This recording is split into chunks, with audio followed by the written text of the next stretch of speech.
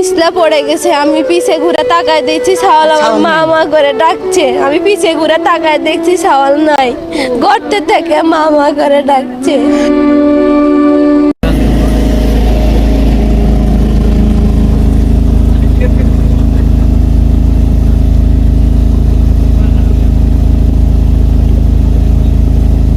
দীর্ঘ ৩২ ঘন্টা অভিযান কার্য চালিয়ে অভিযান সম্পন্ন করতে পেরেছেন আমাদের ফায়ার সার্ভিস কর্মীরা। তারা দীর্ঘ ৩২ ঘন্টা অভিযান চালিয়ে উদ্ধার করতে পেরেছেন শিশু সন্তান সাজিদকে। রাজশাহীর তানোরে এখন থমথমে অবস্থা বিরাজ করছে।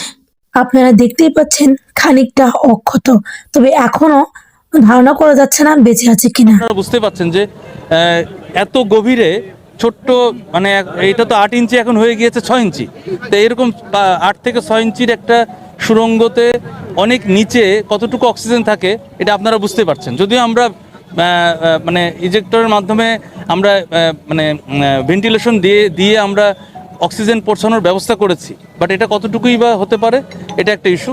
তো এটাতে মানে সম্ভাবনা খুবই ক্ষীণ, তারপরেও অলমাইটি আল্লাহ যদি চান যে অবশ্যই অনেক কিছু সম্ভব না।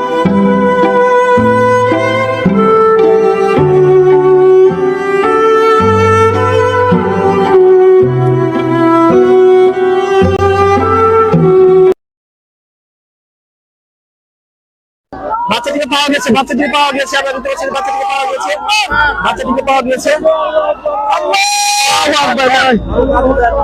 পিছলা পড়ে গেছে, আমি পিছে ঘুরে তাকায় দেখছি সাওয়াল আমার মা মা করে ডাকছে। আমি পিছে ঘুরে তাকায় দেখছি সাওয়াল নাই, গর্তে থেকে মা মা করে ডাকছে।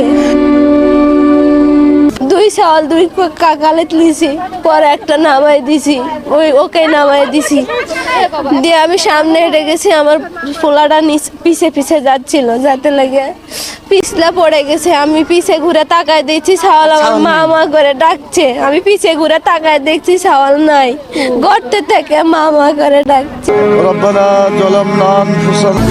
আল্লাহর কাছে আমি এটাই চাই, আমার সাওয়াল যেন জীবিত ফিরে। আল্লাহ,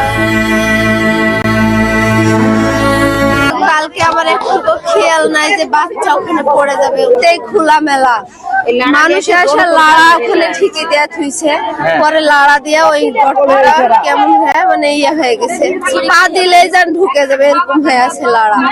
ওখানে মটর পুঁততে টেস্ট করছিল, মটর পুঁততে দিছিল, পরে পানি উঠে দেখে ওটা বাদ দিছে।